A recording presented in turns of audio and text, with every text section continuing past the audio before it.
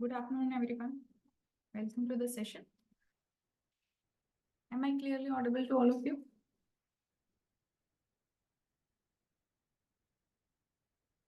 Okay. Good afternoon, Prachi. Let me share my screen.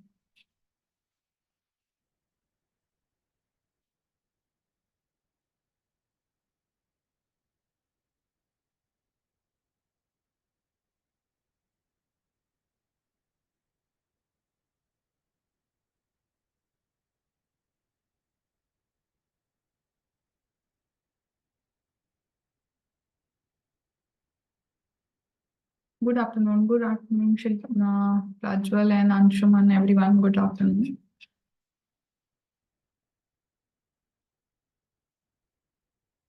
Okay, so we'll begin with the same module which we were covering, Introduction to Investment Banking. Prior to that, I just want to check if there is any query related to whatever we have covered in the previous session.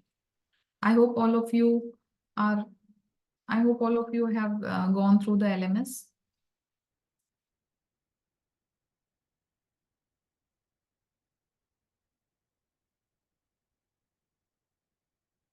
All the things are available, like all the recordings and all are in place. I hope all of you have received the PDF notes as well for first module. For second module, is it uploaded?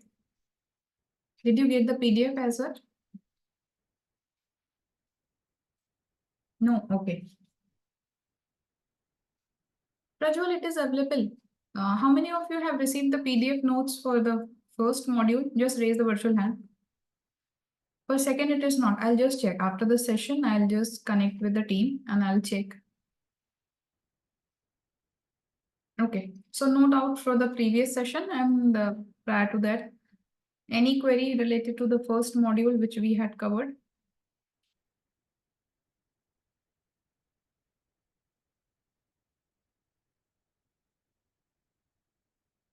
Okay, basics of finance is uploaded. This introduction to investment banking is pending. I'll just, after the session, I'll inform the team to upload it. So that will also be available in the LMS. All the recordings are in place, fine. Ravi, it will be available. For first module, still we have not uploaded any assignment. It will be uploaded by this maybe Saturday, right? By this weekend, the practice questions will be uploaded.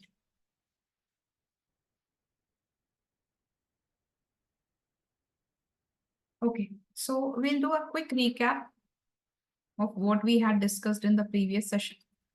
Not in the detail, only 5 to 10 minutes discussion. So we have discussed that what is investment banking. So I'll cover only crux, not the detail, because some of you, maybe for few, I can see it's the first session. So I'll give the brief, not the previous module. I'll just cover only what we had discussed yesterday. So investment banking, what it is, as we know about the commercial bank, we know what are the activities involved in commercial bank. So I'll begin with first, how it is different from commercial bank. In commercial bank, what we do in commercial bank, deposit and lending money is there. So in case of investment bank, these two things are not there. They are not involved in the deposit and money lending. Then what exactly they do? What is the earning? So earning is on behalf of serving the corporates. What they do, they serve the big corporates for what? For different purposes, maybe merger and acquisition activities, for fundraising. Fundraising could be equity, it could be debt as well. So if it is equity, means they are helping them out to raise the funds and they are selling the owner's equity. That means here there are two differences. Like initially, what we are talking about is about initial public offer. FPO and other things are also there, in which also they help investment bankers help them. Merger and acquisition activity, asset management, trading, brokerage. These all are the specific division or what we call as a business line in which investment bankers work. Okay, so here it covers all the aspect which I have just discussed. Not only the corporates, they are helping governments also. Investment bankers help governments also for fundraising. Right? Once the government, as whether it is state development loan, whether it is GSEC, means the bonds issued by the central and state government, they need the help of investment bankers to raise the funds. So during the entire process, they provide their services to government as well. Let me just check the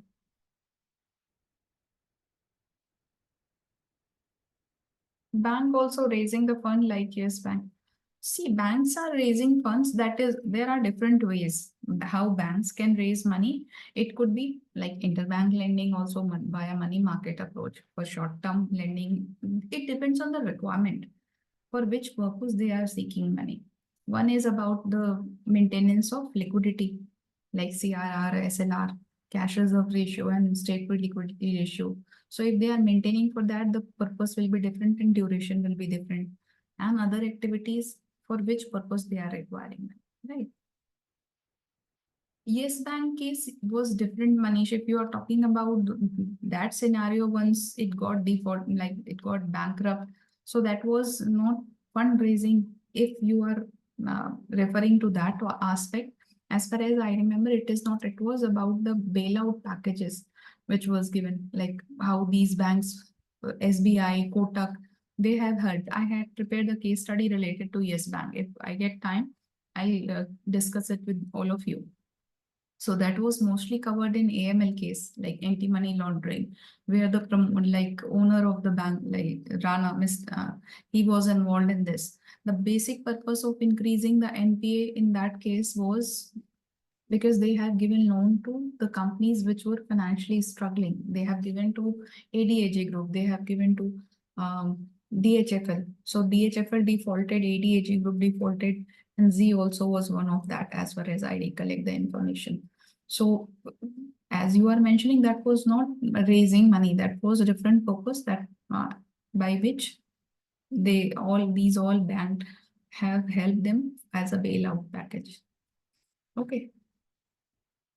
So if get time, we will discuss that case study as well.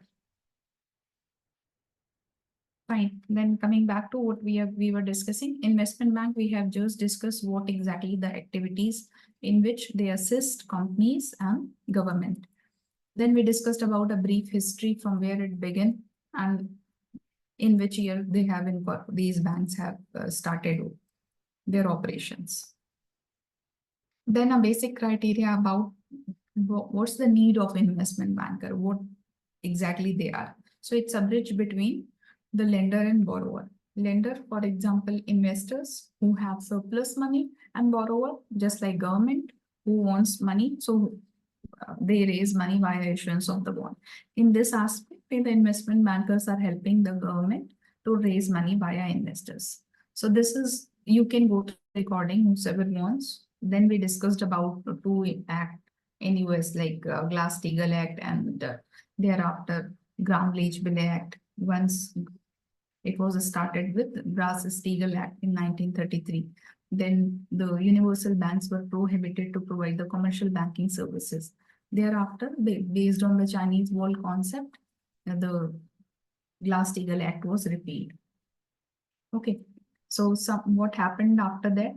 Thereafter, some of the banks choose to become universal bank, means they were providing the commercial banking services as well as investment banking. And then some investment banks remained pure investment bank, just like Goldman Sachs. Okay, and Morgan Stanley as well. Yes, Priyansh, you have raised hand.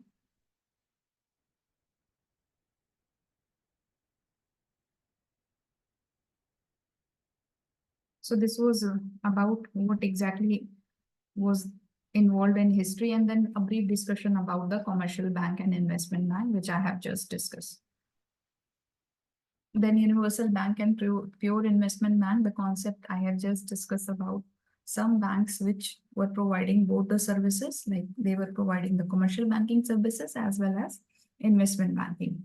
And some banks which were termed as pure investment bank were catering to niche area, means they were targeting to the specialized services only. They were not providing any kind of commercial banking services. So some examples are Morgan Stanley and Goldman Sachs. Then we discussed about the term, which is investment banking and investment management.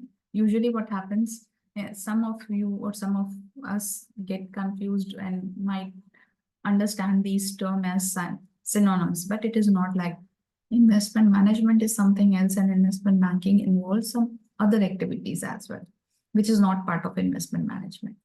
So what are the basic services or the operations which are catered by the investment banker? Raising money, or like equity financing or debt financing, you can say.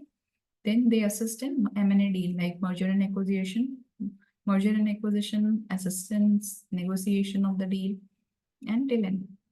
Other activities like trading, equity research, sales, these are some of the major activities which you can put in the category of investment banking.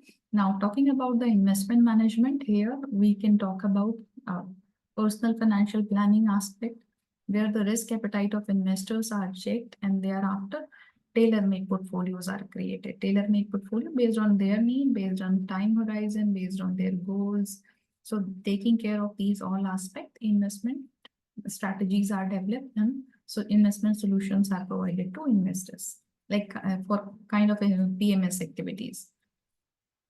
Okay, and then reviewing it based on changes. Changes could be both front. It could be the personal changes or the external changes, like change in the market situation, whereas they recreate the portfolio, rebalancing is being done. So these all are the aspects which are covered in the investment management part, but we will cater towards only investment banking aspect. We are not going to cover deep about the investment management. Now, buy side and sell side, this is the important aspect. This term is very much common once we discuss about the investment banking. So taking it more simple, what you need to understand is buying. As a buyer, what you have? You have sum of money, a huge corpus, then you will be on the buy side. Similarly, for sell side, you have some product or service, then you sell. So don't get confused in these two terms, just understand by buy and sell. If you have to buy something, you might be having a corpus, and for selling, you might be having something. So underwriting, where what corporates are doing, corporates are selling the equities. So underwriting will come here because corporates wants to sell their equities to investors. For that, they are raising funds. Underwriting. That means merchant banking lead managers, book running lead managers, equity research. What they are selling, they have the research, and now they are providing that research advisory to their clients. Clients could be corporate clients. I'll give one example over here. It's not about the retail client we are talking about. It could be in terms of companies as well. You know about certain broking companies. Here I'm putting one example. You might be aware about so many equity broking company. So just like Motilal Oswal, Kotak Security, Angel, ICICI, SDFC, these all are having some research department as well, equity research section. Equity research department is responsible for doing the fundamental or technical research about that particular security. Now, security here, that means they have different research analysts, equity research analysts who are responsible for catering the particular segment. Sectoral research is also like one will be responsible for doing research on the banking sector, on the FMCG. So this way, further demarcation is being done in the equity research department as well. So now coming to the second step, these are having their own research wing. So they are using their research, which is recommended by their company. There are certain broking firms which doesn't have their own research department. They don't have the team of equity research analysts. So what they do, they outsource this. They buy it some other research companies, what they other platforms are providing to them. Okay, Thomson Reuters and others are such a kind of company who are providing this kind of equity research to other companies. Now, coming to the buy side, what examples we have discussed: private equity funds, mutual funds, LIC, life insurance companies, unit trust, hedge.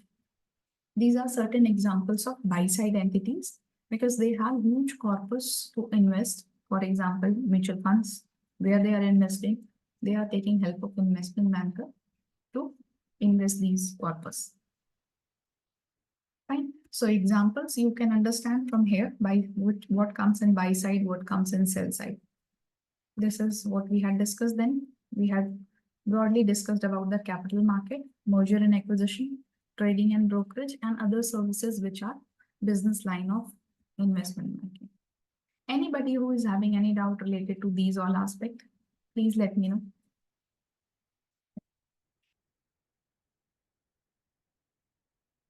Any question, any doubt in these points?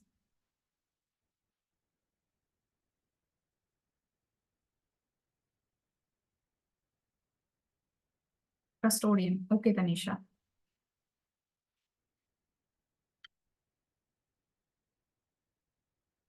I will write it here.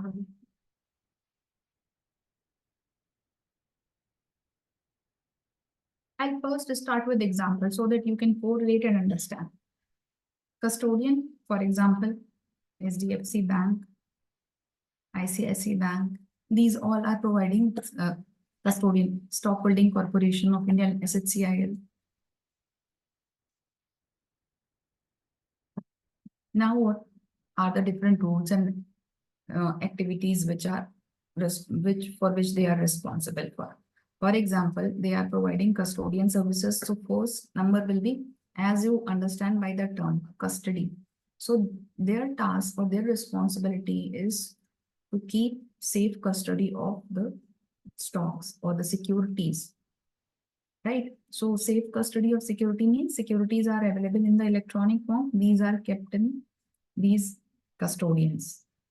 But these custodians are not depository. Yesterday also we discussed about the same thing. These, once they serve as a custodian, they still act as a depository participant. SDFC Bank, if it is a custodian, they act as a depository participant also to keep the shares in electronic mode. Then coming to other activities, not only the securities, the bonds, golds, these all are kept in the safe custody of these custodians. Apart from that, they provide the cross-border securities. They help facilitating cross-border securities like ADR, GDR in terms of foreign, like if any American company wants to invest through Indian investors or wants to raise money from Indian investor, that will be termed as IDR, Indian Depository Receipts. Similarly, any Indian company wants to raise funds from foreign investor, like American investor, that will be ADR. Other than American investor, like European countries and all, it will be GDR. So this also, here also the role of custodian. Today we will discuss these three in brief, ADR, GDR, and IDR at the end of the session, right?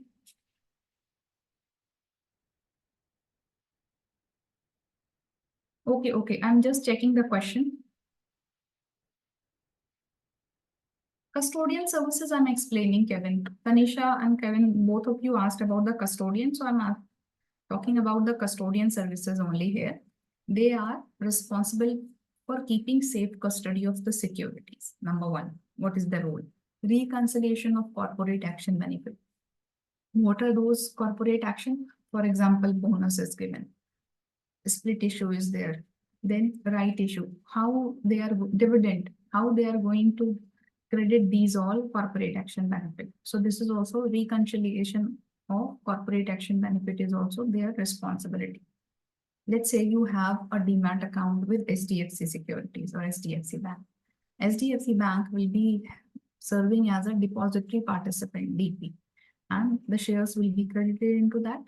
In case the share which you held in your depository is providing bonus, like split into 1:1 or providing the bonus. So whatever the bonus shares are, this is the reconciliation aspect of the custodian bank. They need to provide the corporate action benefit. Okay. Wait. And the second, I hope this is clear now, custodian. And this is the second, cross-border securities providing this. I'll come to primary and secondary market, Arjun. I'll discuss this question also. There is a different index of Indian companies in American market, Abhijit. Once we discuss ADR, I'll show it to you. You can check the list, how the ADR, GDR, these all aspects are there. It can be traded directly also. How it can be traded earlier, the process was a little different. From here, any company wants to raise money from US investors. What they do? There was a custodian bank, overseas depository. Then what they do? They used to raise number of shares, how much shares they want to raise from the foreign investor. Then accordingly, the custodian bank, overseas custodian gets the acknowledgement from Indian depository. Indian depository confirms that yes, they have received the share from the issuer, and based on their acknowledgement, the foreign, like overseas custodian, which is available in America, that will be issuing the shares to American investors. Now you can NSE IFSC. Once you check the NSE website, NSE IFSC, you will come to know how many shares are listed. Once they started, it was 30, like 25 to 30 stocks of this American depository receipts were listed. So Indian investor, if they want to invest for US stocks, they can invest easily. I'll share the link as well. There you can easily check. No. Depository participant will not provide the services to buy and sell the stock. There are two different aspects. I'll share that also. Wait, there is too much confusion with some of you because you are mentioning that buying and selling and depository participant. I'll just take one page where I'll explain in brief about this aspect. Okay, so very basic concept. Although I'll share one link also. That video includes the detail about the basic of demat and trading. Some of you who are very new, who are not aware, I'll just give you a brief idea about what is demat, trading. This is AC account. So once you might have heard about ICICI Security, SDFC Security, any of the company who are having a bank also, they say 3-in-1 account. So what is that 3-in-1 account? Demat, trading, and bank. Now understand the purpose of any investor who wants to buy and sell securities. What they need? They need to have combination of these three. One demat account, one trading account, and one bank account. It can be clubbed with any one entity as well, and bank can be different. For example, Kotak Security. So Kotak is they have their depository services, they have the trading account, they have the bank also. Any investor is having account in Kotak Bank can open with their securities broking services. Similarly, other services as well. Now, understand the purpose of these three. These are accounts which needs to be together. Absence of anyone you will not be able to buy and sell. The transaction will not be complete if there is any account is not there. Now, demat, what is the purpose of demat? Holding shares. You all know the shares which are purchased through secondary market or the primary market are directly credited in demat account. So this is holding the shares in electronic form, not the paper form. The purpose of demat account is holding the shares in electronic form. Why? To prevent it from theft, stolen. Now, what is trading account? It is meant for buying and selling. And this is for funding. Well, take a very simple example. Let's say I am an investor. So I want to buy and sell shares from stock exchange. What I need to do? I need to contact any broker and open these three accounts. Bank, if already existing, it can be attached with this. The proof can be given and it can be opened. Let's say I apply for any of the initial public offer. So that initial public offer, once allotted, will be credited in my demat account. Now, with the help of demat account, I will not be able to sell. For selling, trading account is required. Buying and selling purpose, trading account. Whatever you buy from the trading account is credited in this demat account. And whatever you want to sell, it will be debited from the demat account. This bank account is funding. Let's say I want to buy. So I want to buy shares worth ₹1 lakh. So it should be available in my bank account, which is linked with this. It will be transferred to the trading account. When it is available in the trading account, I can buy the shares worth ₹1 lakh. Once I buy, next day, since we are following T+1 settlement, shares will be credited in my demat account by the next day. This simple process is clear to everyone. Now I'll just read the question because there are few.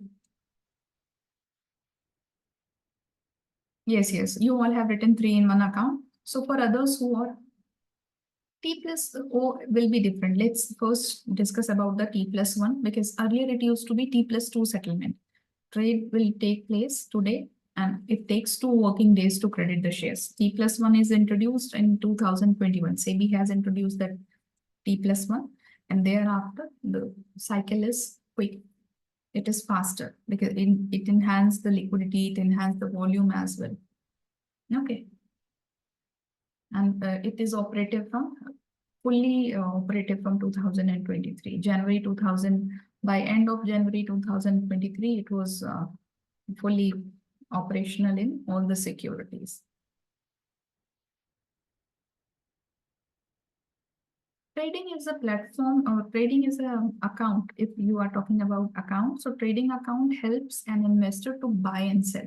Platform on NSE and BSE. Exchange platform which facilitate buying and selling are stock exchange, National Stock Exchange, Bombay Stock Exchange. Right, Manish? Okay, so for others, this point is clear or is there any doubt?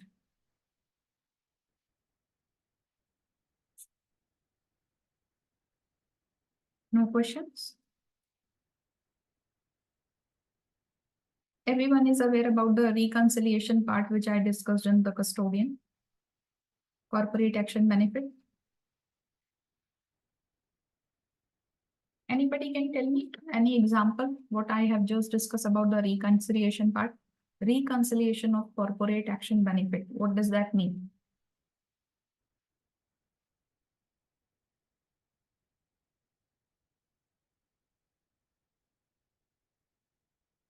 Anybody?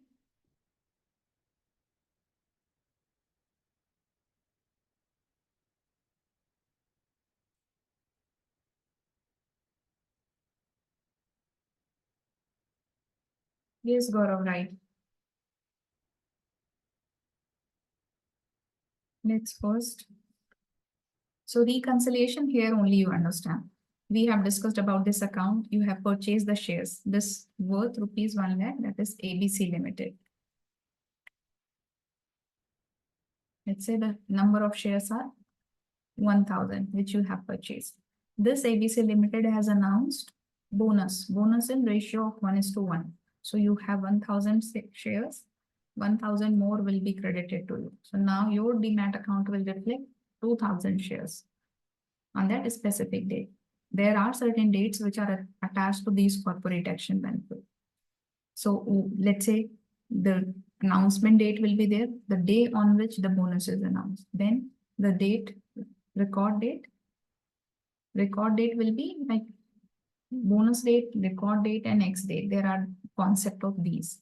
So earlier what happened, on record date, it should be available in your demat account. And there was a bonus date issue. It was a difference between 1 day because we were following T plus 2 cycle. But now if you check the corporate actions table on moneycontrol.com, there will be a gap of, there will be no gap, it will be same. I'll show you 1 second. As I started explaining, so to give you more clarity, I'll show you the dates as well. And you can further refer and check these all corporate actions. Give me a minute.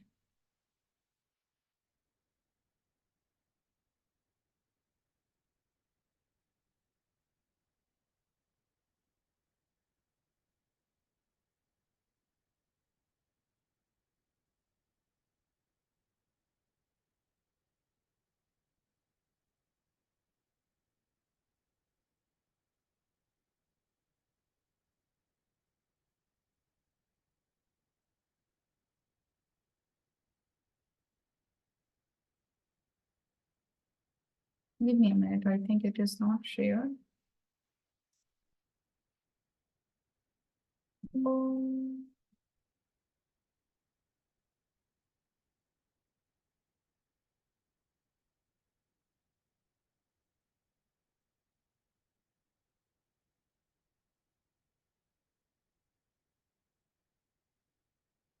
Okay, I hope it is visible now. Here you can see, you can go to moneycontrol.com. Here You will check the market, and in market you will find, 1 second, these corporate action. Click on corporate action, you will find the details of board meetings, bonus, split, right issue. What I was trying to explain you is about these dates, right? This I clicked on rights, click on bonus. It will be same, like these dates will be announcement date, record date, and X bonus. Now you can see these are same. I want to explain about the T plus difference between T plus 1 and T plus 2 cycle. These are the company who announce the ratios 1:1. You have 100 shares, you will have 100 more. Announcement date on which it has been announced by board of the director. Record date, that means your deposit, it has been checked by the registrar that whether you are entitled to receive corporate action benefit or not. If you have sold out the share on 20th of March, you will not be entitled to receive, because on this date, the share will not be available in your demat account, right? So, 1 second. I'll again go to that.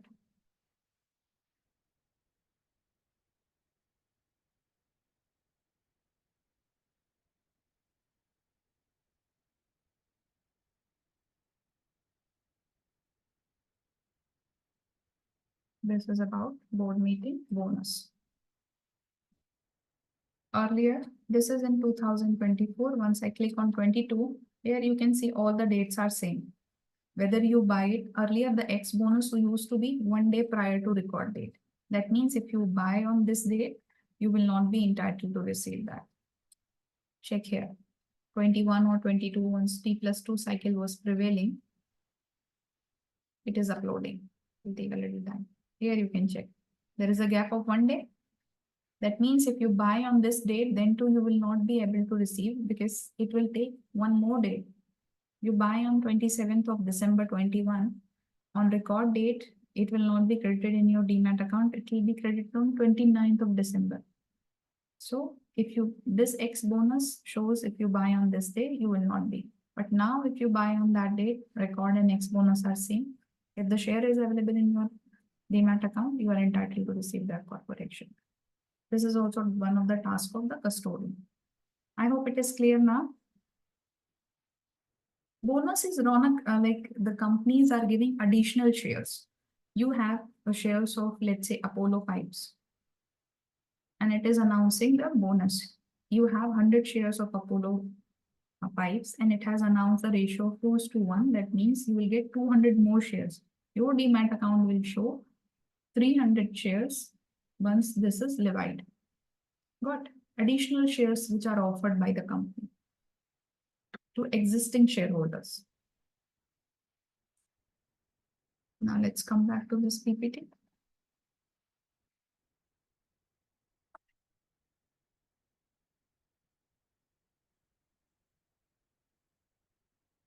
Okay, fine. So we had discussed about these part about custodian. Any question which is left?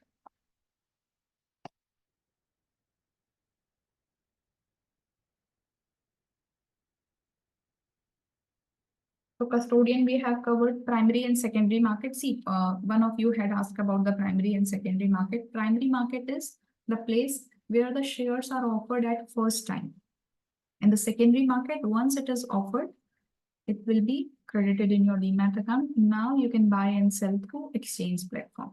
So in primary market, there is no role of exchanges. It is between issuer and investor. In case of secondary market, issuer is not involved. Exchange is a platform which facilitate the buyer and seller to buy and sell between each other. Right? Clear?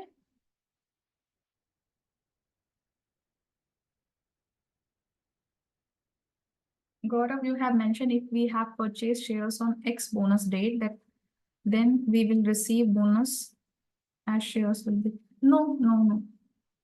That's what we have just checked.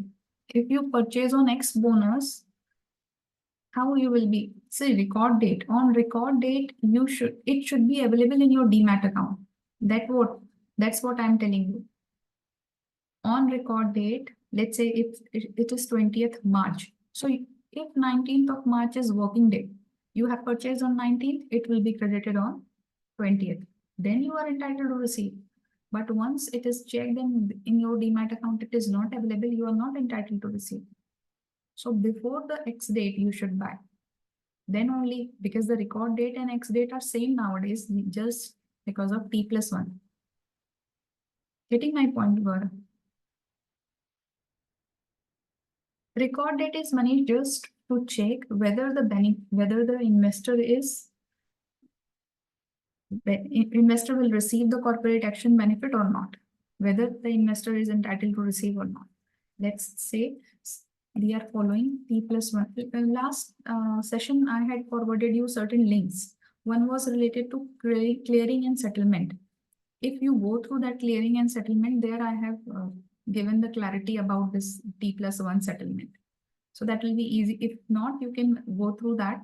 Some of you who are finding it difficult for the trading and settlement part, since trading and settlement part is not included as a module, but still trade life cycle, I'll cover the trade life cycle once we discuss about the cash equity. But prior to that, you can go through that video that will give you a little bit clarity about this T+1 settlement.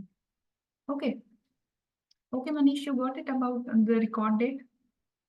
This is check that on that particular date, if your demat account is showing that share.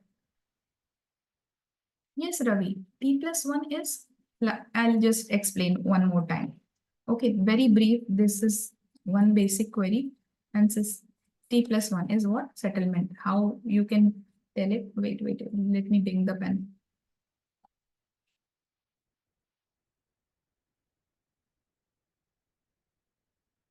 Yes. So what is the T is what? Trading. T is the trading day plus one. It will take one more day to you buy something. Let's say both the parties are there.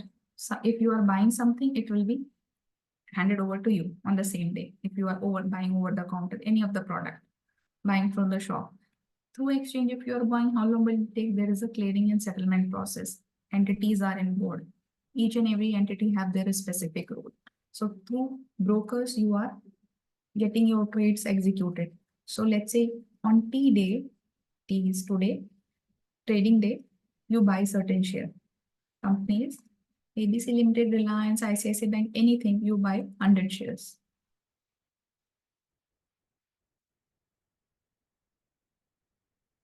Okay. Then you have provided the funds also. So funds has been credited in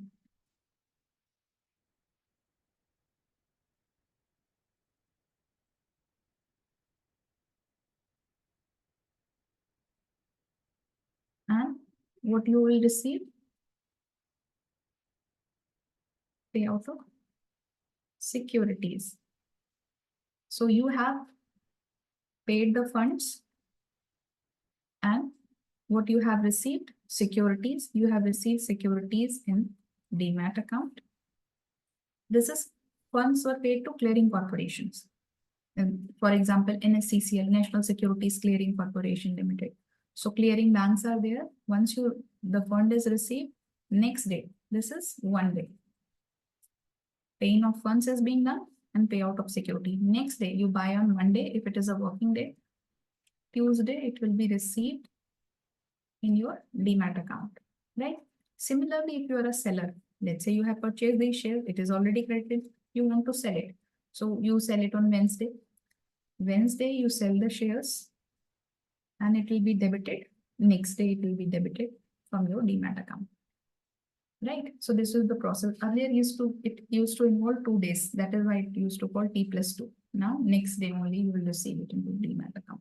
Paying and payout of securities, paying and payout of funds also. I have explained in this trading very clearly. Today plus tomorrow, yes.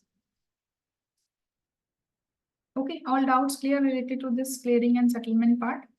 Now we'll quickly cover the aspect of role of investment banker. I'm erasing this. Yeah. There is nothing where you will get stuck. There will be certain terms which I'll keep on explaining in simple way. So first is work with a specific product or industry groups. They liaison with the client companies. They act as an advisor and manage transaction for client. In very simple or basic term, What are the industry group and the product group? They are talking about the corporates. They are licensing with these companies and they help them as an advisor. Managing the transaction, what are these transactions? M&A activities, IPOs, if they are buying equity research. So these kind of activities are there, and these transactions will be based on the activities which they are involved in, right? Structure deals and negotiate favorable terms. For example, they are involved in M&A activities, merger and acquisition. So buy side, sell side, both side M&A investment banker will be there. Some investment bank who is hired by a company which wants to buy another company. So what they are going to do, they are going to analyze each and every aspect. What is the worth of the company which they want to buy? If that evaluation is right, they will visit the plant also. They will check about the approval. They will connect with the National Company Law Tribunal. All these aspects, these deal will come into the aspect of IB. So they structure the deals and they negotiate favorable terms. Last time we discussed about what exactly they want. They want to maximize the deal. If they want to maximize the deal, the ultimate benefit will be for them only, because they will be getting higher fee. Based on the deal size only, they get the fee amount. So more the deal size, maximize the deal, the great will be their commission and earning. Interface with corporate finance group, capital market professional. This is all trading activities which we're discussing that comes under the periphery of capital market. Transaction in equity, bonds, currencies, options, futures, large institutional investors, equity and fixed income research. So research is not only limited to the companies or the securities. It is for the bond also. For the bond market is also very appealing, and that also involved great research related to that particular products, right? Whatever is available in the fixed market segment. Future in options, currencies like Forex is also a big scope for them. Equity, all the securities which are available. These all are done for the institutional investors. They are creating, they are facilitating the creation of financing vehicle to redirect cash flow to investor. Financing vehicles are, for example, where they want to invest. What are the mode of financing, like either the equity financing or debt financing? That is what they are helping them out. Capital structure, valuation, risk management. Risk management has different scope. I'll put one simple example of risk management, which is pertaining to equity broking. So you might front office, middle office, back office. So middle office function is related to risk management. In typical equity broking firm, risk management tasks include management of debit position, squaring of the position, if it is how much leverage they are taking, calculation of span margin, VAR margin. These all are part of risk management, where they are providing leverage based on the securities available in demat account or the funds available in the client's account. Okay, based on the different market condition, it is adjusted, like margins are adjusted, and that is how it is calculated. First is the through SEBI regulations, what they have assigned, how much should be the span margin, plus 20%. They take certain buffer also in case the market is going down. So immediately, if it is crashing, they won't provide the time to square up the position. That is why a buffer is being taken. Otherwise, these broking companies will face huge losses, right? So these all are the part of risk management in middle office section. Valuation related to pricing, like valuation could be related to M&A activities as well, where they are taking the evaluation of companies which they want to buy or sell, or it could be valuation related to that particular IPO, like fixed price issue or book building issue, where through the DCF or relative valuation, they are checking the price, what could be the correct price of that particular share which they want to go public. Okay, capital structure, mix of debt and equity, how much should be the optimum structure of that company. Maintain interface with portfolio managers and firms, analyst and trader. This you can easily understand, like how they are going to manage the risk. So financial analysts are there, trading entities are involved, portfolio manager for hedge funds, mutual funds. These all huge corporate which will fall in the category of buy side entities and who are these group, institutional client group.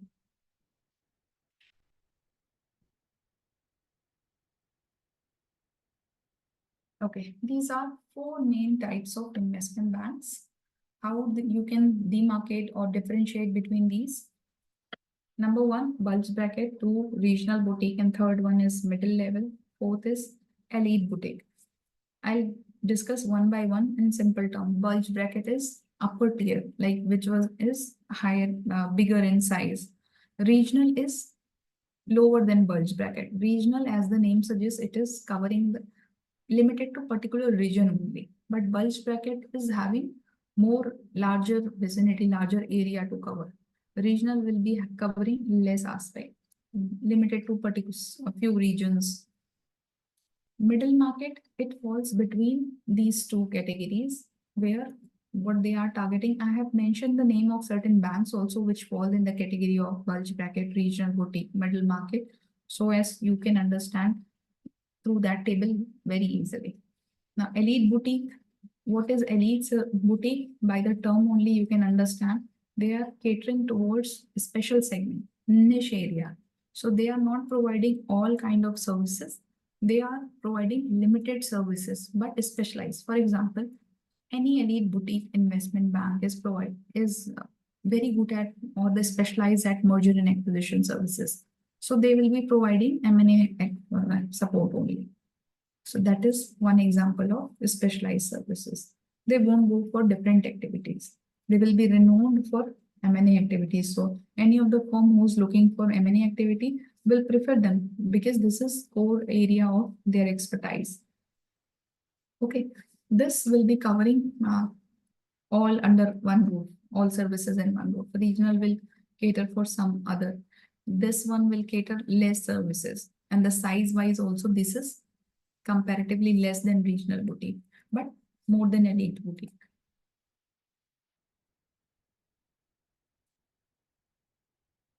Financing vehicle, Suzanne, it is equity financing or debt financing? Financing vehicle is what? Equity if they wants to go through IPO, debt they want to raise bonds. Bonds are the example of the debt financing. Loans, bonds, right? Money market instruments. Any other doubt?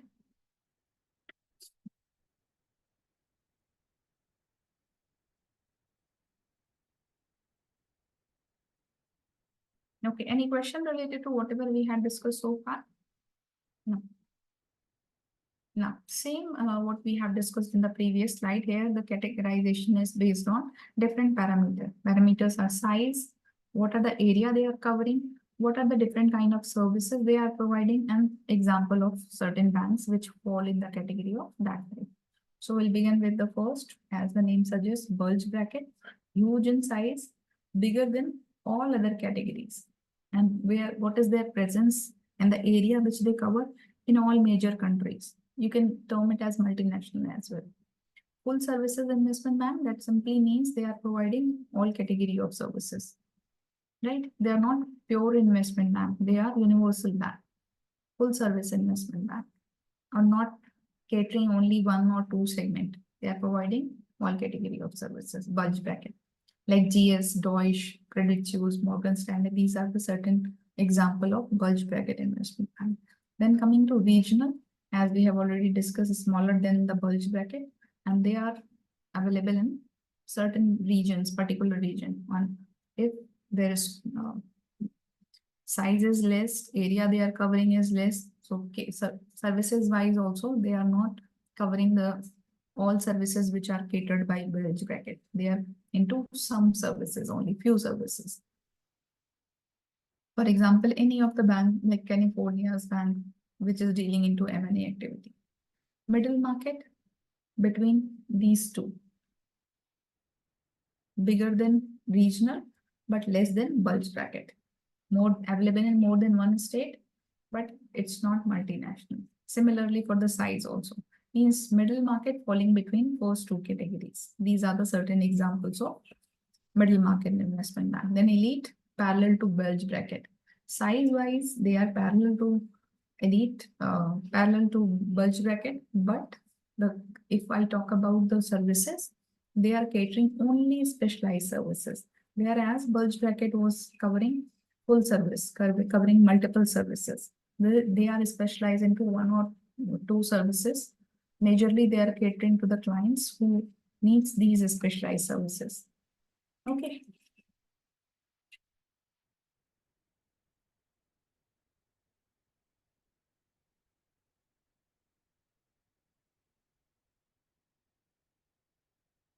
Okay, now discussing about the history of investment. Anybody aware about when the investment banking started in India? In which year? In which year it was started and which bank were the first bank which started investment banking services?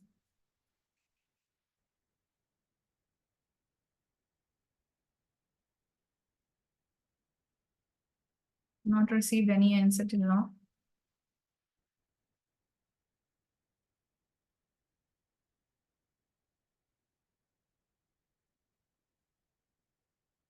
Citibank. No, no, not Citibank. Barclays, no. ICICI, yes. Aryan somewhat near. SBI and ICICI were the two which started it first in 70s. 19th century, 1970. Okay. So SBI entered and ICICI Securities. There was one more bank as far as I remember, that Grindlay's Bank. That was not the Bank of Indian origin, but that was providing services. You can cross check it. I might be confused with name, but as far as I remember, Grindlay's Bank was there.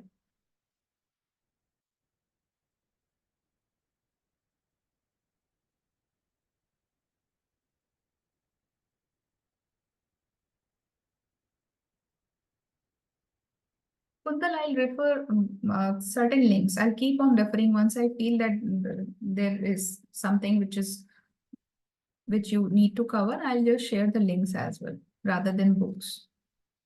Okay, books also I'll just check if I find anything, but I prefer more recent links because these are updated. For example, IPO. If you have asked about this thing, I'll just share this. In our previous session also, I had shared. Somehow some of you were not able to find that. Let me just share that. I was talking about IPO many times, so you can go through this link. This is available on SEBI website. I hope all of you can see this. SEBI, initial public offer. It will give you a very brief and concise way of understanding what is IPO and how it can be applied. Understanding for public issue, preferential right, these are the major types of issue in the primary market. I had discussed about the public issue only, right, bonus and all. I'll keep on discussing in cash equities. What is the objective? These all things are explained in very simple way. You can go through this.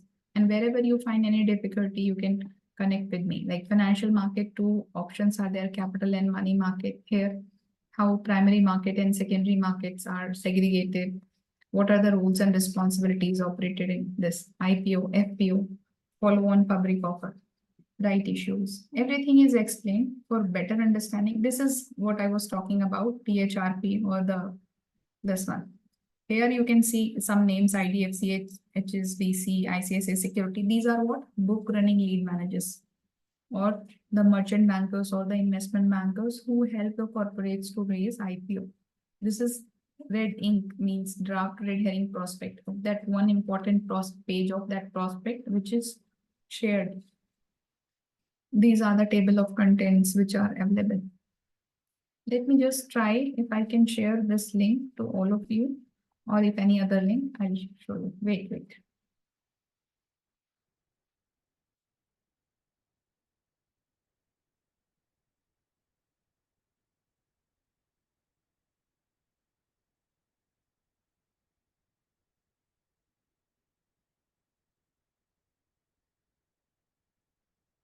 Yes, Gaurav, I have shared this earlier, but some of you were not able to Connect. So I'm sharing one more link. Yes, terms are quite same, Krishna, right?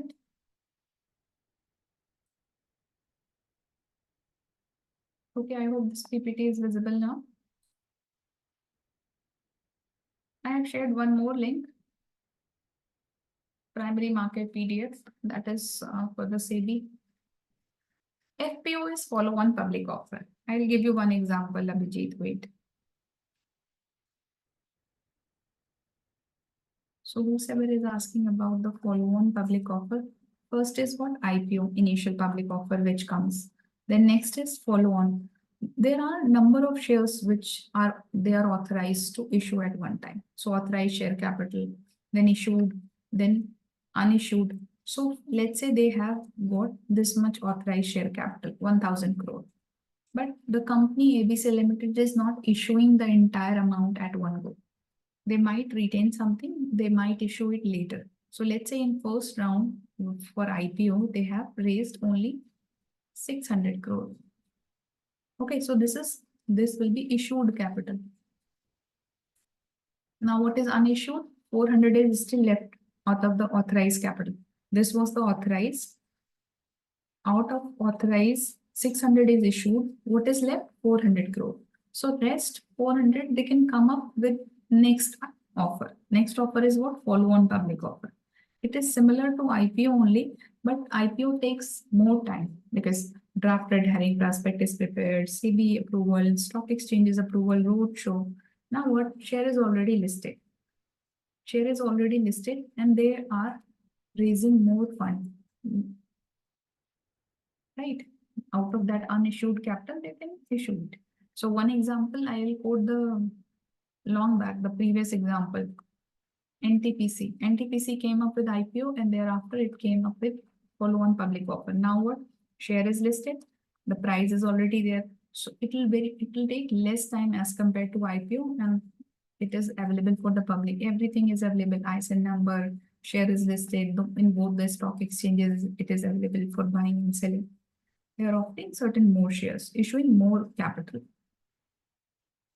And next one of you is giving, and IC is also there. So NTPC, then I think ICICI also, you will find n number of companies which has gone through IPO and the rest capital which they have not issued, they have issued it through follow-on public offer. Okay.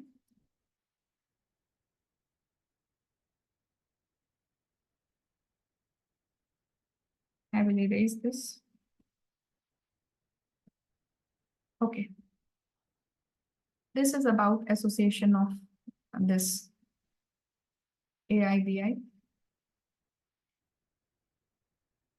This is theoretical, nothing you need to, nothing technical about it. You can just go through and read at once. You'll understand how it was started. Merchant banking industry, how it was started, and it is, they have to register with SEBI because they will be dealing with the securities also. Wherever someone is dealing with securities, the approval or the regulatory authority, apex authority is SEBI in India. In case of US, it is SEC, Securities and Exchange Commission. Similarly for other countries also.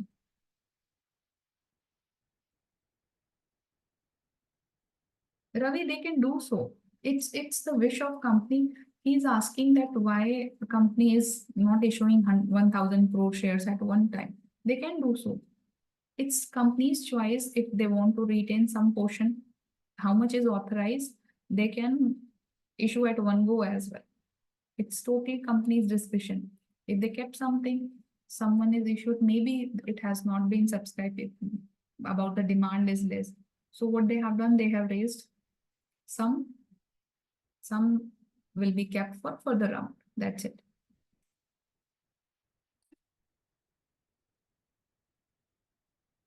These are top 10 investment banks.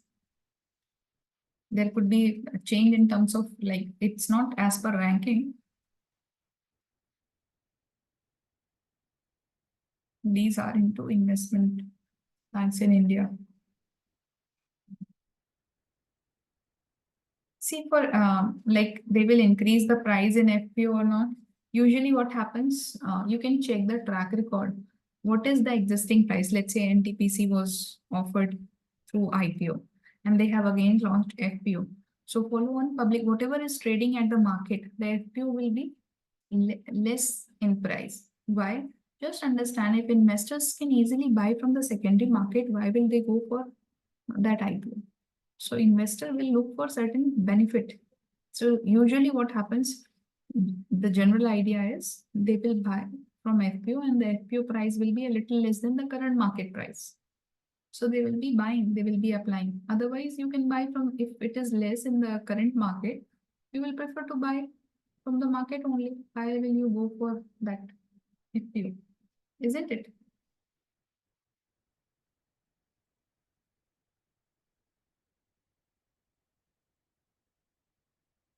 Okay.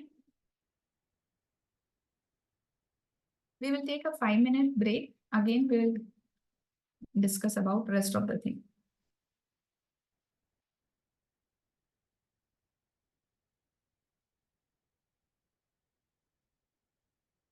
Okay, we will discuss rest of the questions once we come back. So 5 minutes break, I'll just write in this chat.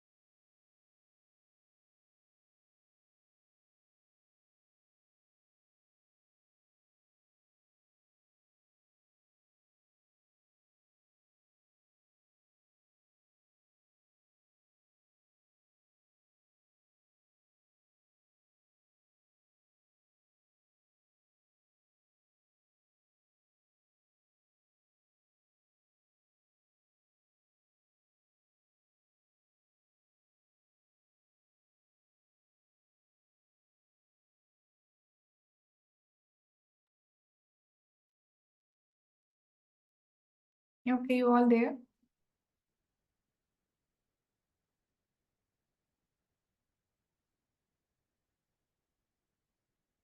Have you all came back from the break? Okay, Rudra. Right. Okay, Reshmi, thank you. So everyone, once back. Any question which I left? Someone has written one question. See, it is called secondary offering. Secondary, like if we talk about the FPO, it is secondary offering. Primary offering is what? Primary offering is through IPO. This is secondary offering, means more shares are credited. But the process is through the primary market only because they go through either online or through offline, the applications and all that. But the point is, already existing code is there, security code is available for trading in the market.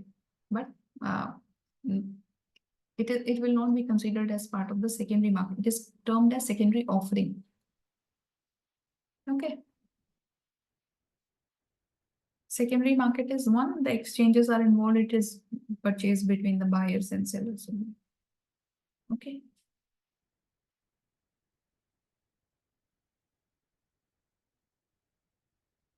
Fine. So now we'll discuss about the corporate division, corporate finance, what it is. Where the corporation are dealing with the funding sources, they are dealing with capital structuring, and they are taking investment decision. You can club it as three important decisions, which we had discussed in the basics of finance. You can correlate it with them, like capital structuring. Capital structuring involves what? Equity and debt. So that means how the capital structure is being derived, how much debt will be there, and how much equity will be there. Then investment decisions, where they want to invest that money, whatever they have sourced. Then funding sources, equity, ECM and DCM, equity capital market and debt capital market. If they want to source by selling the equity, that will be part of ECM. If they are talking about loan or issuance of the bond, that will be debt capital market.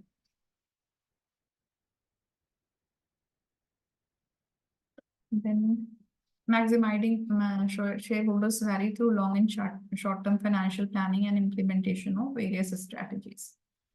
I think nothing to explain these points. Just go through this, and if you feel that something which is not clear, do let me know. Day-to-day operations of the business, that means we are talking about what we are talking about, long-term or short-term, right? Here we are covering both the aspect, long-term financing like issuing bond, working capital, day-to-day operations, cash flows, that will be less than ultra short-term requirement, money market instruments. Okay. Maximizing profit and minimizing cost is the core objective of any of the corporates. So whosoever is hired, or the roles and responsibilities of IB will include maximizing the profit and minimizing the cost, like comparing the projects, which project will be feasible, which project to take and which not to, based on calculation, based on arriving at net present value, where the NPV will be higher, that project will be taken care of. So these all are the small points which we can cater here.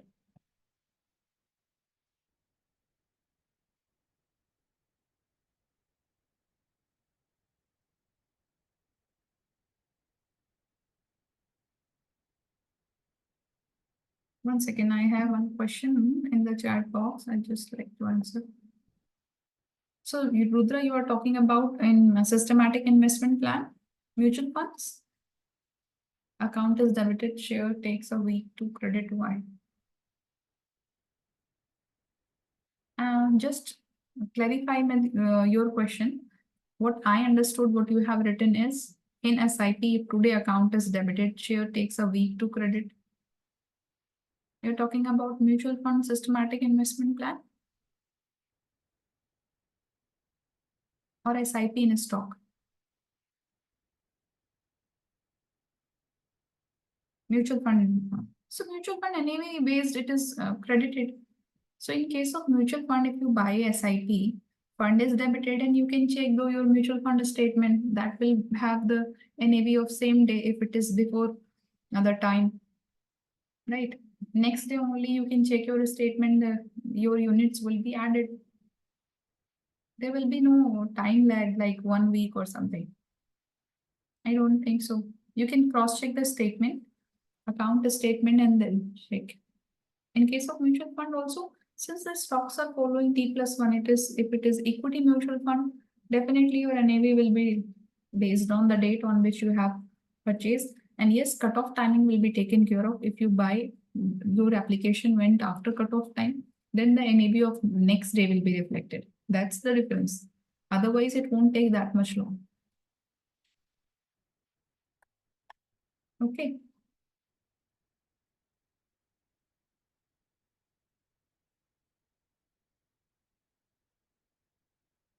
Okay. What is capital market? Who wants to just give me a brief idea about what you understand by capital market?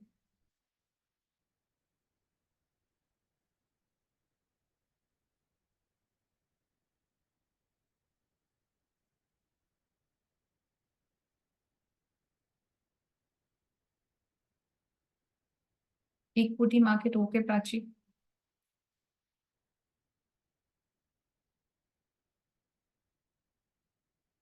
You are saying equity market. Anybody else? Marketplace where securities are traded.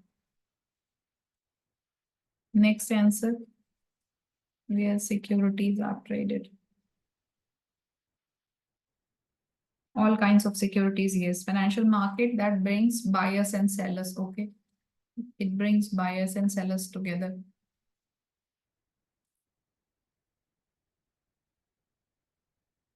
Raising capital by dealing in, one second, by dealing in shares, bond, okay, Manish. Now I'll just read the points, so lengthy answers are there. I will just quickly read it for you. So one is equity market, which I have written. Another answer is where buyers and sellers bring together to trade in stocks. Okay, so Vangi, then Himanshu, bring buyers and sellers. Marketplace where securities are traded, and Shuman, right, Girish. Financial market that brings buyers and sellers. All, how come same answers are there? All kinds of securities, raising capital by dealing in shares. Market for equity and debt securities for trading and investment. It's a place where dealing in securities takes place for longer duration. It is different from money market, right, Krishna? Equity, debt, and other traded. Okay.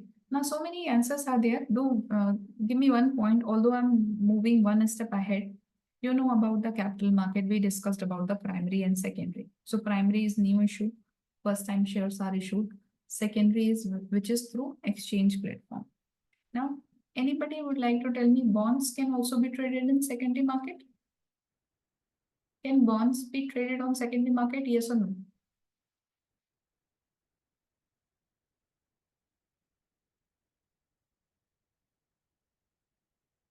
Makes answer. Someone is writing yes, someone no.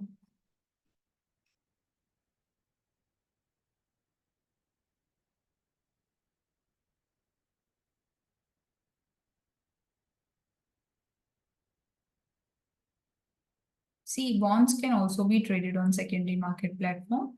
It should be available for trade. Like certain bonds are there which are available in the demat account, which you can trade through secondary market platform. Okay. So it is not only once you see that bonds are, you purchase certain bonds, it is credited into demat account. I'll give you one example: sovereign gold bond (SGB). How it is being traded? Although other things are there, like 8 years, the cycle will mature. It will mature on after 8 years, and then there will be no capital gains. That is different thing. But the question is whether it is available for trade in secondary market. Yes, it is available for trade. We can buy it from the secondary market as well, NSE and BSE. It is listed over there. So bonds are also available for secondary market trading. Not all, but yes, that platform enables trading of bond as well. Okay, someone who has written no, so it's not no, it can be traded. First, it is process is same. First it is offered through primary market, and then it can be traded. Once it is credited in your demat account, it is available for trade. Same buying and selling. Only concern is liquidity. If the sellers are available, then only you will be able to buy. Or similarly, if you want to sell, available buyers or should also be available. So liquidity concern could be there, but availability of trade is there.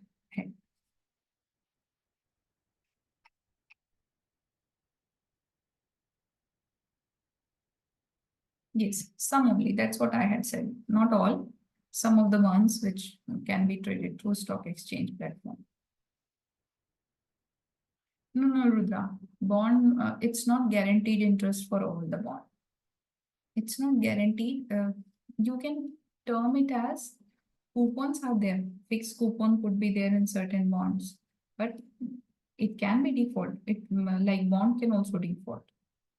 Guaranteed in certain cases where the government is there, but then too it is considered as less risky, less secure.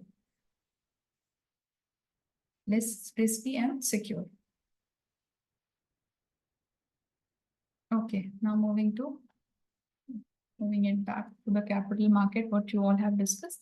Financial market in which long-term debt over a year or equity-backed securities are bought and sold. In contrast to money market where short-term debt is. Money market is less than 1 year, and we are talking about the capital market where long-term debt, which is more than 1 year, is treated.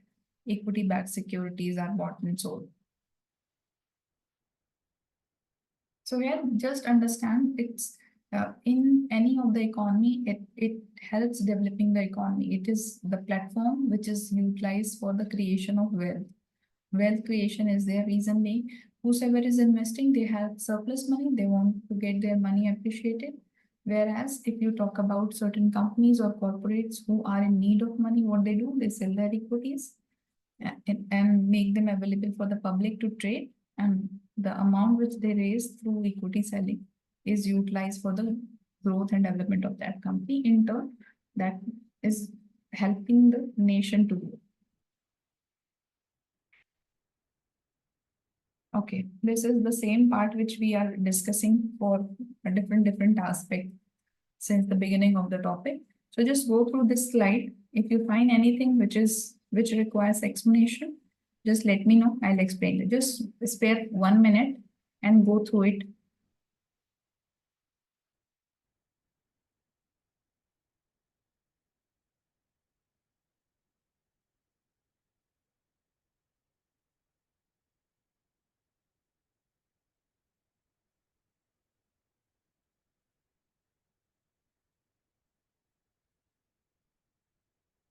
Any doubt, any query?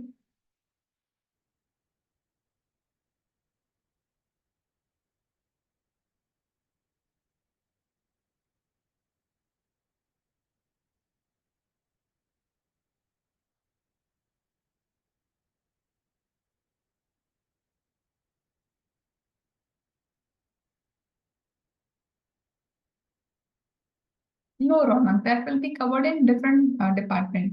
Different segment is there. Here we will talk about only equity and debt. Debt means although it will term as loan only, but the here for whom to whom they are offering the bonds, normal public, and it's an investment vehicle. Okay.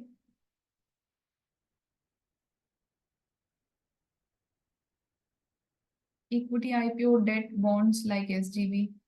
Prajwal, IPO is a term which can be used for debt also, because once any company wants to raise money via issuance of bond, that is a bond IPO. So IPO term is not the authority or say what to call that. It's not only equity which we use the term IPO. It can be used for debt also. That is initial public offering. Capital market segment will fall under sell side category. Yes, if we talk now, terms are little different. If you want to keep it as sell side, like what it includes underwriting. So yes, like IPO will come in the sell side entity. The second thing about the research, equity research, advisory, what they are selling their advisory. So trading, research, this all will be part of the sell side entity. Yes, for buying, whosoever is having money, they are buying. So that buying aspect will be different. That will be buy side. But here IPO will come in the sell side. IPO and the research part. Because for research, they are selling their advisory services. Okay, Gaurav.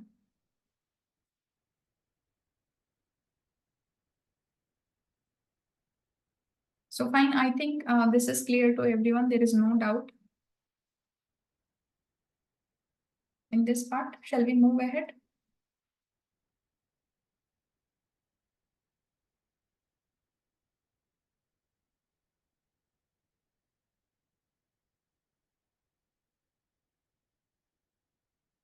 Okay. So equity research, yesterday also we discussed a brief about that. Equity research, if you talk about the two broad categories, we can differentiate it into two broad categories, that is fundamental research and the technical research. First, we'll discuss about the fundamental research which is based on the financial health of the company. Like financial statements of the companies are analyzed, and then based on certain ratios, based on the different aspect, you analyze what is like whether what is the intrinsic value of company, whether this company is good to buy or not, based on the intrinsic value calculation, and you will see what is the current market price.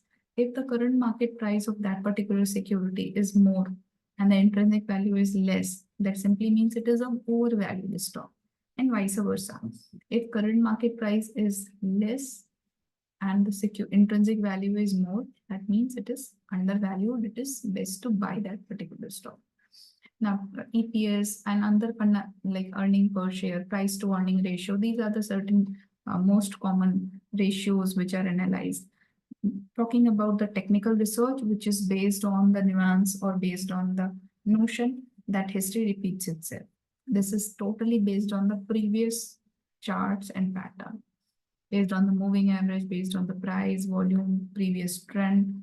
They try to replicate in future also. That is believed by the technical analysts, technical research analysts, right? Yes, yes, P ratio, Himanshu. EPS, P, and so on. Now, equity research professionals are responsible for producing analysis, recommendations, and reports on investment opportunities that investment bank, institutions, or their clients may be interested in. So, equity research division is a group of analysts and associates at an investment banking sell-side entity and institutions buy-side or independent organization. So, buy-side entity, whosoever like mutual fund, hedge funds, these all are buying, that will be a buy-side entity. Sell, whosoever is conducting the equity research and selling it to someone else who doesn't have that platform, that will be sell-side ID, right? It's not necessary that it is available for only one side. Both the side it can be available. One is buying, one is selling. Producing analysis, you might have gone through the equity research report of broking companies. Have you ever, most of you might have seen market research, market outlook, market research. Have you seen that? What exactly it includes?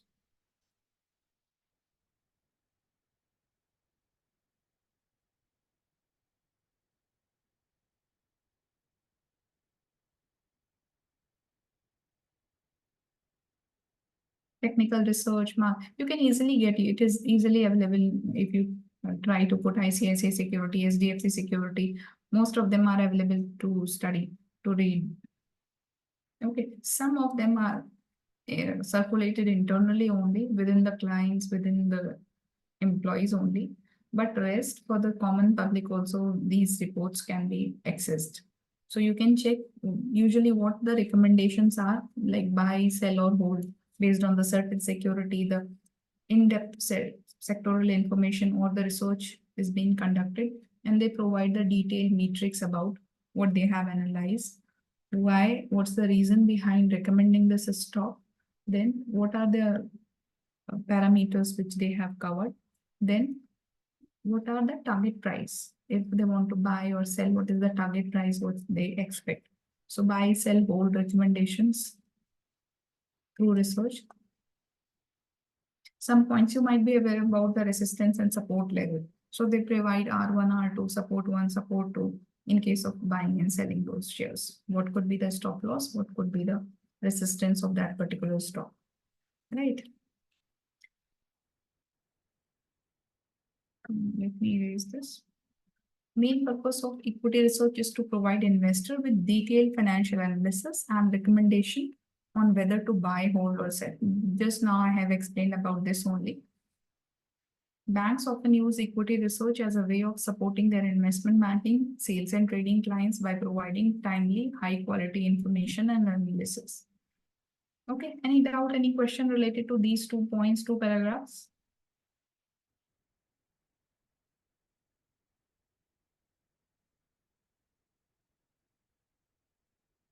Okay, this is a common graph which you can download from any of the website. This is only part of technical analysis where you can see these candlesticks. These candlesticks, green denotes from the previous, if it is moving up, from the previous close, if it is going down, that shows red. These are certain patterns which are analyzed by technical analysts. Here, the course does not support this technical analysis and all. I'm just giving you a brief idea. These are the pattern which are analyzed. This is called wicks. Then open, high, low, close are analyzed. They try to replicate the pattern. They try to find out if the pattern is replicating or not. For example, this one, if this kind of patterns are created, this is called a swing pattern.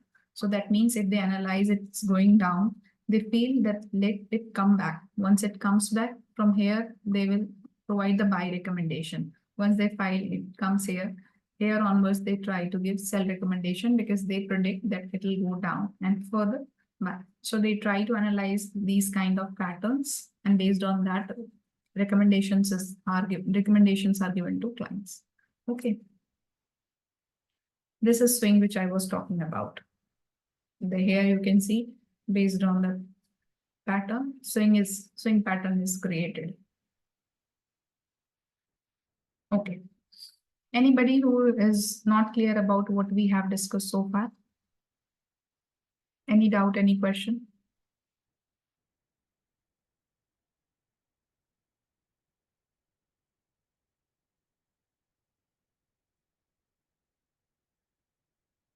Himanshu, P ratio, that is price to earning ratio, current market price divided by earning per share. One second, I'll write it here.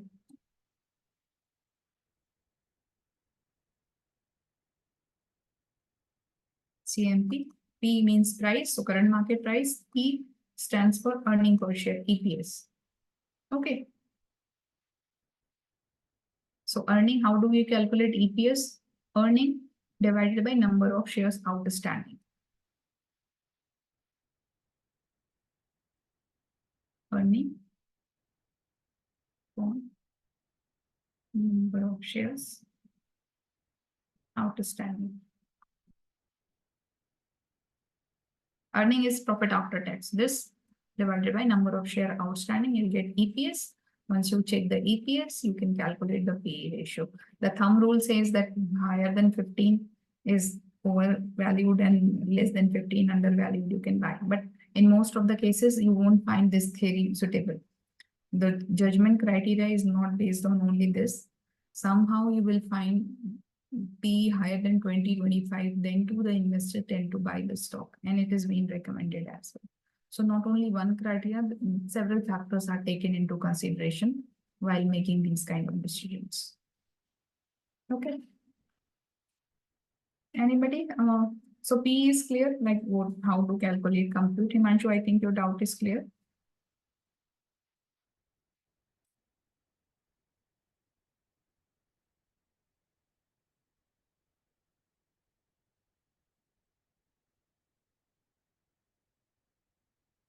Any question? Manish, you have written no.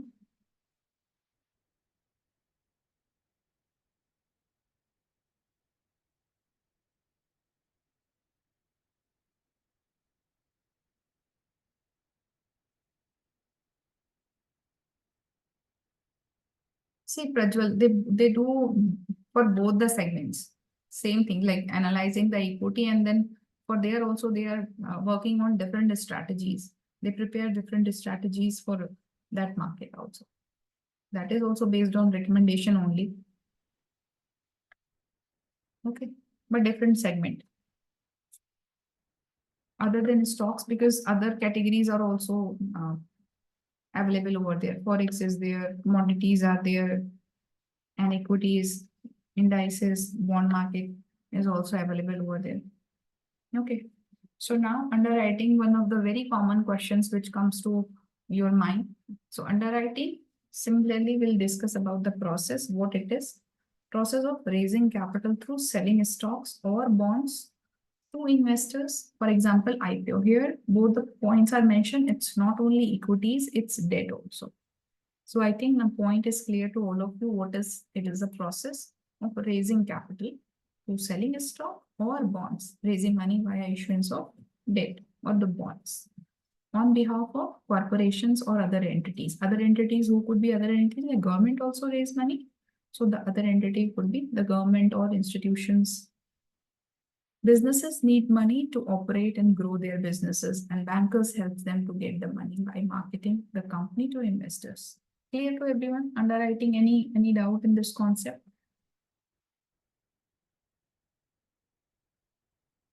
As an underwriter, what they do, it is also clear.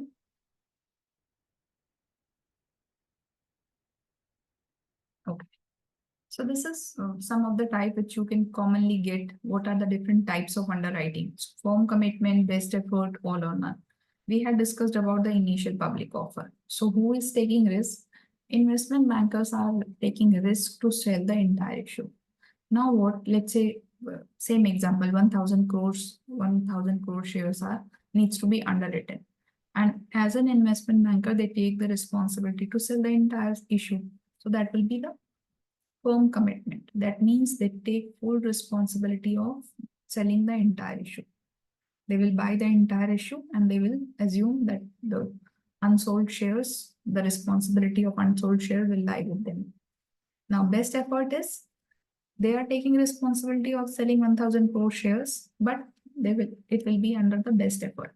If the issue is not sold out completely, so rest of the shares, means unsold shares, will be returned back to the corporates, means issuer, without any financial responsibility. But in case of firm commitment, it is the full responsibility of investment banker to sell the entire issue. If not, they will take the responsibility.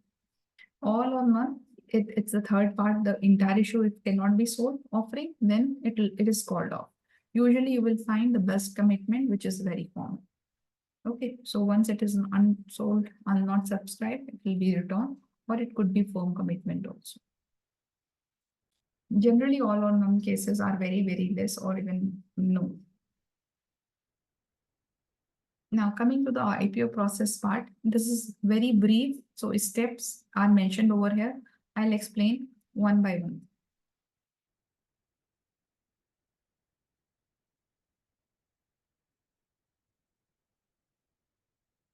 Krishna, all or none means they take the responsibility of selling either all. If all of the shares are not sold out, it will be called off.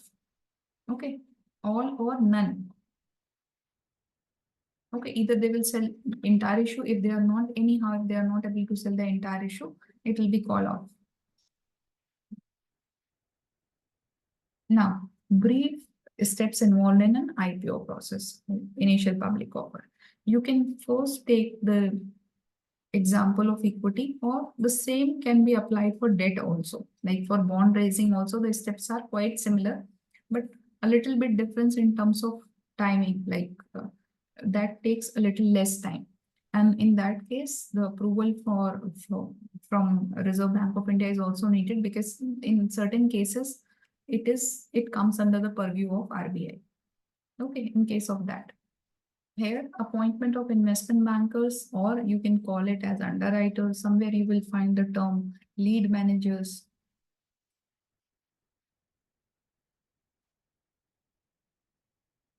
Lead managers or book running lead managers for not the same thing, because it is a book building issue. That book running lead managers, merchant bankers. So once they appoint them, so investment bankers will be responsible for taking care of the entire issue from beginning till the allotment of shares, listing, and even post-stabilization period. Registration of IPO, that means it involves all the risk factor uses. You can go through DRHP, Draft Red Herring Prospect, that is easily available on SEBI website. Draft Red Herring. So this includes the entire detail, registration of IPO, risk factor, how they are going to use the proceed. Let's say they are raising 1,000 crore. For which purpose they are going to utilize that amount, in which industry they are working, what is their business description, who are involved in management, their track record, financial description, legal information about the company, and other important information. So based on SEBI regulation, they need to follow certain rules and regulation. All the guidelines are followed, and then this DRHP is verified by SEBI, checked, and then they approve it. If once they approve it, then only they will follow the proceedings. Else, they will again go back, make certain correction, amendment if it is required, and then again they will go for the SEBI approval. So verification is done, and then SEBI approval.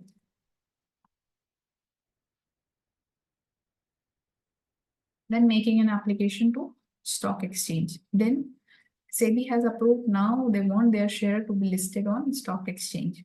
They need approval from the stock exchange also. They can go for both, or if they are willing to get their share listed on only one stock exchange, they can do so. There is no harm. Creating a buzz by roadshow. Roadshow is a term which was earlier very common, where canopy exercises were conducted, physical form were filled by the investors. So sub-brokers, brokers channels, they were more activated and tried to capture the clients, whosoever were having demat account, or even they opened so many demats account during that period to encash the benefit of IPO. It is done. Nowadays, it's more towards the digital aspect, like online is percentage is more as compared to offline. Pricing of IPO, pricing is being decided by different methodology. Either it could be the fixed price or book building. Fixed book building. So fixed means the price has already been decided by the company, let's say 100 rupees. So the stock will be available on that 100 rupees. Here in case of book building, their prices are set on between a range. So cutoff price, cap price, floor price. So difference between the cap price and floor prices, the range is between 20%. Okay, this is the maximum, this is the lower price. Now what, based on the demand of the investors, even more demand comes at the cap price, the issue will be open on this, not issue will be provided on that price. Shares will be allotted on cap price. Usually it is preferred by investor to check cutoff price. Reason being, if there is one point, let's say if it is below cap price, then they will get the shares allocated. So chances of getting share allocated is most in case of cutoff rather than floor price. If you check the floor price, maybe if more investors are willing to buy at a higher price, this application will not be entitled. Okay, now coming to allotment of the shares, once these all steps are done, shares are allocated, there is a certain time schedule which is already given or mentioned at the time of inception, that how long will it take, at what, on which date the allotment will be done, what are the date of listing. Everything is mentioned in detail for the investors to go through, so that they should have all adequate information related to IPO where they are investing. Allotment is being done, then listing is being done. Thereafter, one more important step is price stabilization, where the investment bankers are responsible for checking if the price is down, price goes down. Then, if they have exercised the green shoe option or the over allotment option, they can use that and stabilize the price. Okay, this is what we have discussed just now, just to mention in kind of the steps. Otherwise, all same which we have discussed just now. Okay, this is about the custodian services, which we have already discussed, but still I'll highlight the point. So custodian bank, 1 second. Yes. Starting from the example, as I have explained, taking Stock Holding Corporation of India, which can be known as custodian bank, what it does. for safekeeping, or it is responsible for safekeeping of shares. Shares are into electronic form, so that means that hold the securities to reduce the possibility of theft or loss. They are clearing members. They are not trading members. The task of trading members is to buy and sell the securities. Who are trading members? Brokers.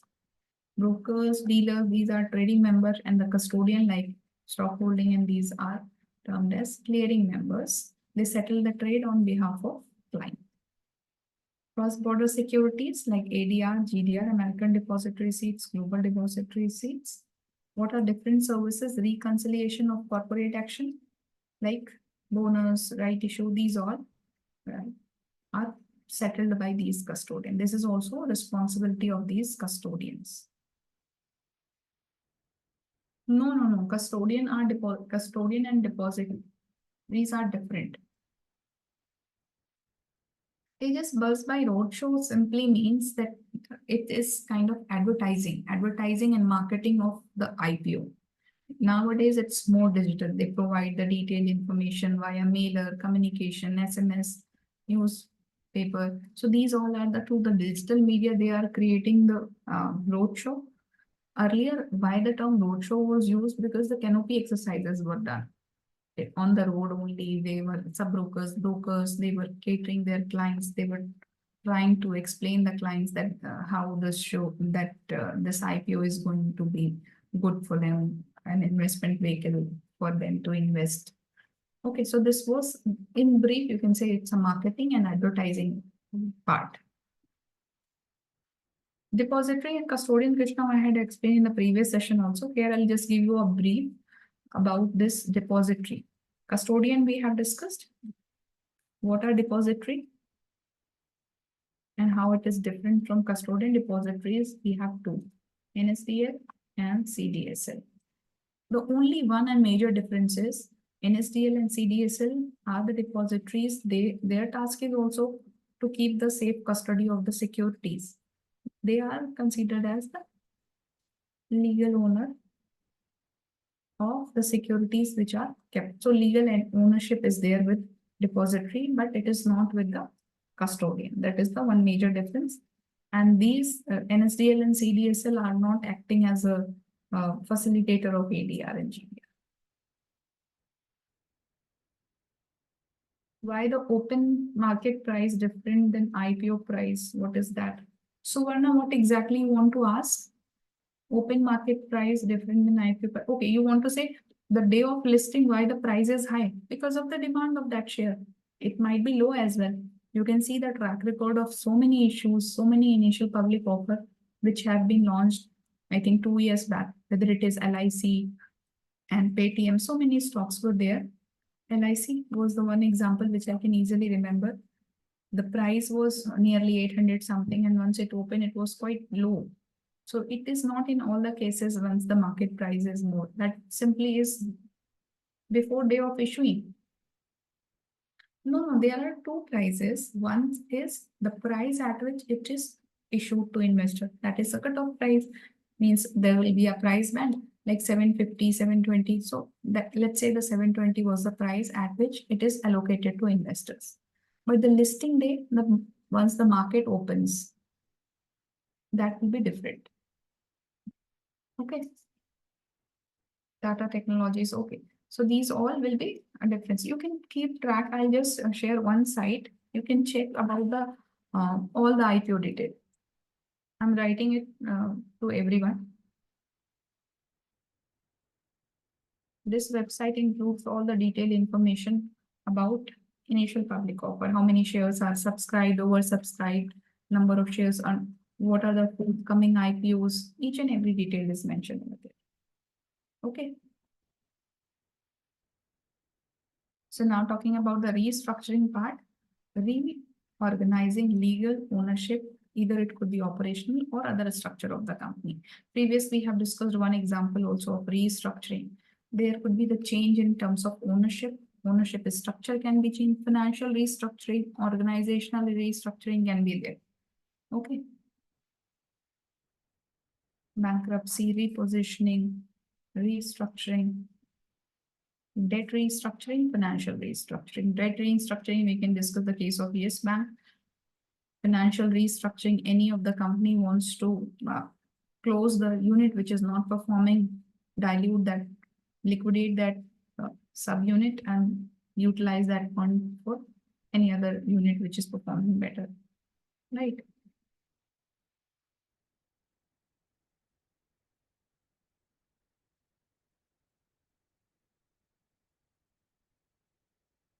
No, no, Ronak. This custodian service was not part of that. Steps was not included in IPO process. This was the one of the business line of investment banking. That's what we were explaining. Okay.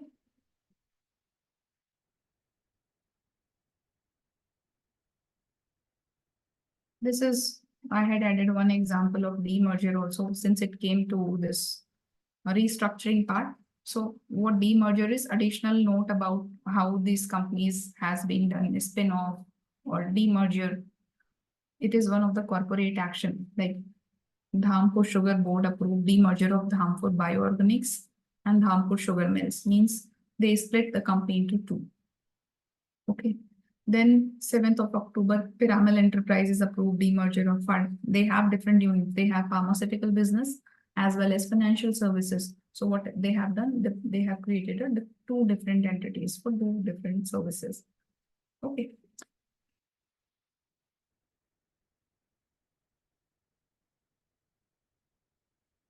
Yes, Rudra, right.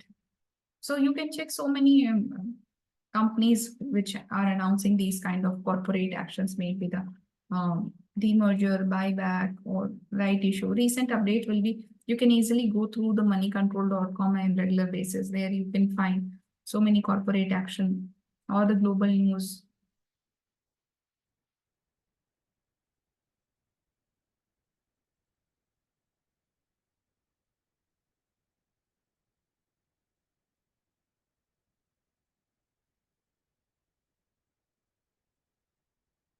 See, you can go through it. Who is asking? 1 second, let me check the question. Who has asked? Tanisha. See, spin-off, that means there is a business unit, part of the large organization. One large organization is having different unit. So what they are doing, they are just creating one either out of two units which were performing together. Let's say they have financial unit also, they are having the into pharmaceutical. Earlier they were working in one umbrella with two different divisions. But what they have done, they have created two different entities. So that is also termed as a spin-off and spin-off. Similarly, if the companies they are changing, then the shareholding pattern will also be changed. Earlier, it will be with the same company. Once they have bifurcated it into two entities, the number of shares will also be by shareholding pattern will be changed. A new company is created. So these all pattern will also be uh, evaluated, right? Before a spin-off and the spin-off.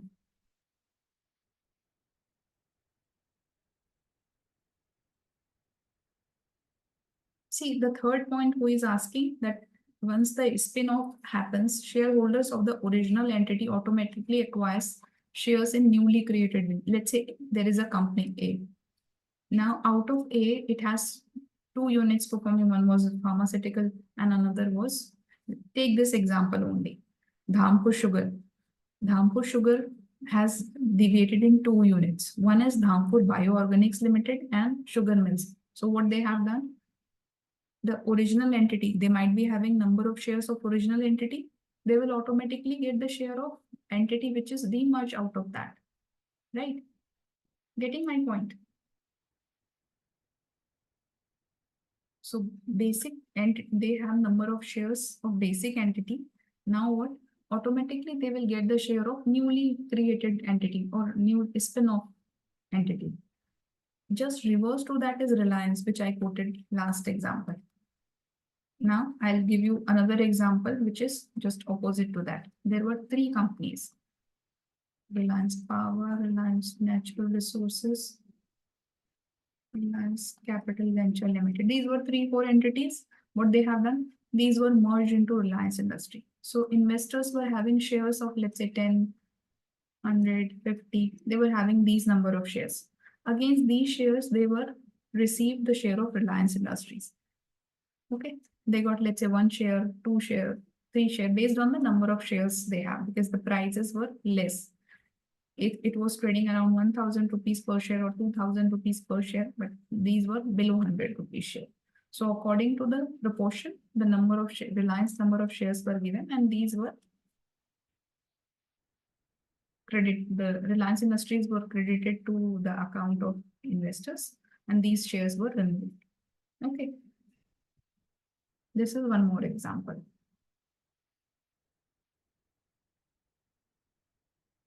Yes, Abhijit. These are the recent newses. Okay. This process takes long time. So once it will be completed, it will be mentioned, or you can see the corporate actions there also, like on the trading terminal, we can check it. Arjun, I think third point is clear now. Okay. This is about the organizational and financial restructuring, which we have just discussed. What are the different areas which we need to discuss in terms of this restructuring part?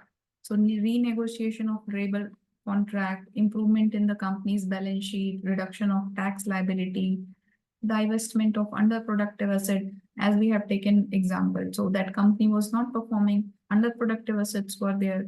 So that was their divestment was being done.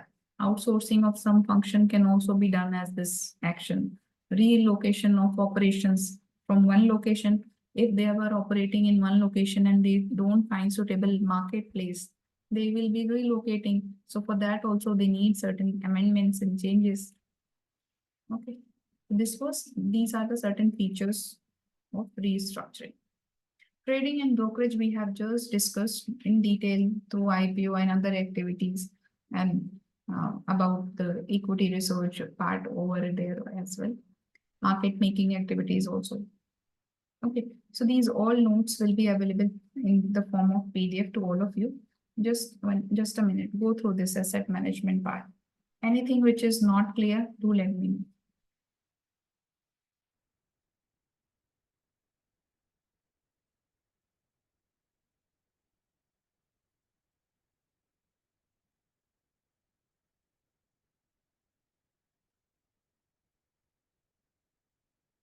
Any question, any doubt from the previous part which we have discussed so far?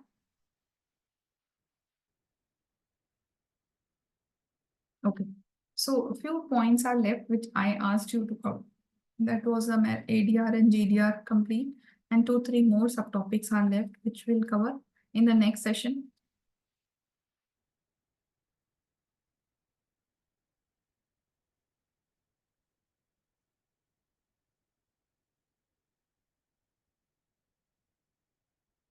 See, Tejas, that will be, I'll need to check it one more time and then I'll be able to give you the correct information.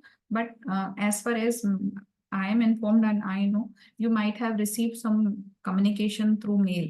So that will be having the detailed information about the dates of next corporate action, right?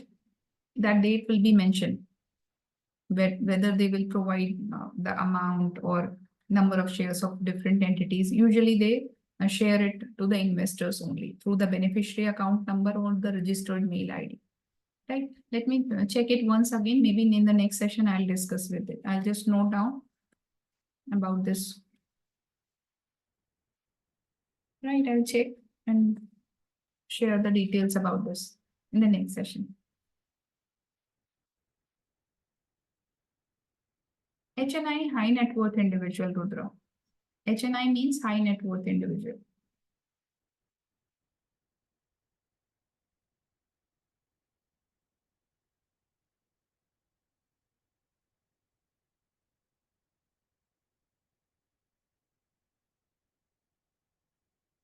Draft is that DRHP, draft red herring prospect. If you just type the draft red herring prospect and just try to check the SEBI website, you will get the detailed information. That is a consulted document which is more than 50-60 pages. That you can go through it once and you will come to know what are the different contents involved into that. Else, I will share a PDF in the next class also. I'll simply download it and share through the chat box.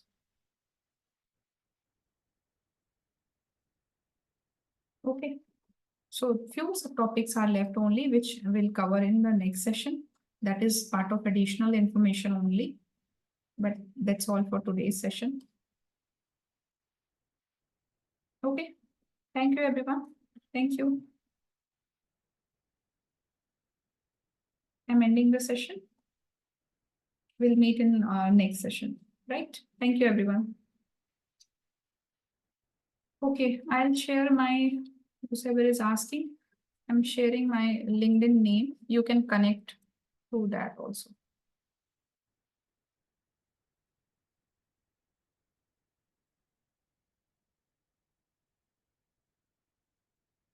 Okay. Thank you. Thank you. And sure, Prajwal. I'll just communicate it to the team to share the PDF. Okay.